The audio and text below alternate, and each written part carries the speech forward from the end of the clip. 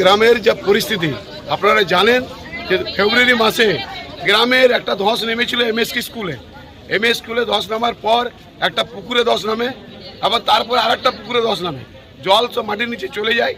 আমরা গ্রামের পক্ষ থেকে আমরা লিখিতভাবে আমরা জিএম সাহেব, বিডিও সাহেব লিখিতভাবে আমরা অভিযোগ করার পর তারা আমাদেরকে মৌখিকভাবে বলেছিল, আমরা নিশ্চয়ই লিখিতভাবে আমাদেরকে দিয়েছিল বিডিও অফিসের মিটিংয়ে, যে আমরা এমএসকে স্কুলকে শিফট করে নেব এবং আপনাদের গ্রামে যে সমস্যা সে সমস্যাটা দূরত্ব আমরা মেটাবো।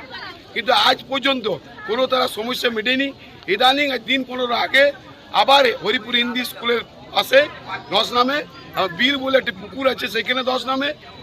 3 দিন 4 দিন আগে চাষি একজন চাষ করছিল কৃষক, সেইখানে মাঠে সেইখানে ওটা ধস নেমে যায়। তারা কোনো গ্রামবাসীর এবং একতরফাভাবে তারা কাজ করছে, তার প্রতিবাদ জানাতে আজ আমরা কেদায়